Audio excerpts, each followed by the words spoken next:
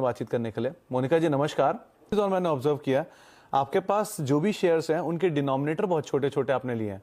मिसाल तौर पे Yes Bank, UCO Bank, DCB Bank, SAIL. ऐसा क्यों है? छोटे डिनोमिनेटर के शेयर आपको ज्यादा पसंद है या यही आपके पोर्टफोलियो में है? नहीं, ऐसी बात नहीं है। कई ऐसे शेयर्स भी लिए थे बड़े डिनोमिनेटर्स वाले भी, बट हम्म। कुछ ऐसे शेयर्स हैं जिनमें आकर के अब अटक गए हैं। तो हम्म। उनमें थोड़ी-सी मुझे एक्सपर्ट्स की राय चाहिए थी कि अब आगे क्या करना चाहिए? चलिए, खैर आप बहुत लेट अटके हो। अच्छी चीज ये है कि यस बैंक पे बहुत सारे लोग तो 400 और 800 रुपए के दाम पे भी अटके हुए हैं। आप तो सिर्फ 25 रुपए के दाम पे अटके हो, ये बहुत अच्छी बात है। खैर आपका जो सवाल है उसमें आपने शायद डीसीबी, यस बैंक और यूको बैंक, 3 बैंक्स आपने ले रखे हैं। कोई जी। खास वजह बैंक्स में इतना इन्वेस्टमेंट किए? अभी बैंक्स फिलहाल कंसोलिडेशन फेज में चल रहे थे, तो लगा कि अपॉर्चुनिटी है अच्छी खरीदने की, तो इसको खरीद लेना चाहिए। ओके। राजेश सर, 3 बैंक्स के नाम इन्होंने भेजे हैं अपने पोर्टफोलियो में। एक है यस बैंक, जी दूसरा है डीसीबी बैंक, तीसरा है यूको बैंक। आप क्या राय रखते हो इन तीनों बैंक्स पे? देखिए उसमें से अगर क्योंकि उन्होंने एक वर्ड यूज किया consolidation, that means he is simply following a bit of technical. Hmm. ये मैं एंटीसिपेट कर रहा हूँ। लेकिन अगर वो टेक्निकल देख रही हो तो उनको आप एक देखिए, उसमें से अगर आप एक एक बैंक अच्छा लगता है, दैट इज डीसीबी बैंक। हालांकि फिलहाल ये डाउन ट्रेंड में है, लेकिन ये अपने क्लस्टरों के ऊपर बैठा है। 115 के नीचे ये जाएगा नहीं ऐसा लगता है।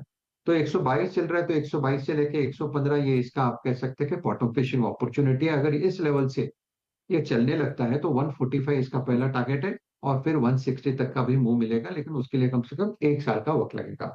सो डीसीबी बैंक मुझे थोड़ा वन नॉच बेटर लगता है। लेकिन yes bank, yes frankly speaking I am not very convinced. बहुत सारे लेवल पे बहुत सारा सप्लाई आता है, दैट इज द प्रॉब्लम। क्योंकि आज जैसे सुमित आपने कहा कि हर लेवल पे लोग अटके हैं, तो हर लेवल पे लोग एग्जिट लेने की भी तो कोशिश करते हैं, तो इसलिए यहाँ पे सप्लाई प्रेशर हमेशा ज्यादा रहता है। तो यस बैंक आपको कभी उतना मुनाफा देगा नहीं। रही बात लेवल्स की, तो मुझे लगता है 22 और 24 से इसका सपोर्ट है। अगर इस लेवल को रिस्पेक्ट करता है, सपोर्ट लेता है, तो 28 और 30 तक का एक मूव मिल सकता है। यूको बैंक की अगर बात करें सुमित, तो मुझे लगता है यूको बैंक अगर आप देखें तो हाल फिलहाल में ये कंसोलिडेशन में गया है। 48-50 है इसका एक्यूमुलेशन जोन है। सामने सप्लाई जो है ये 60-62 का है।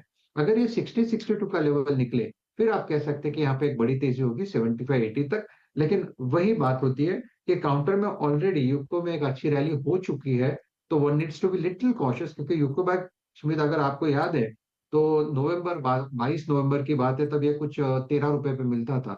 तो 1300 लेके 70 तक गया है, तो कहीं ना कहीं ये करेक्ट होगा।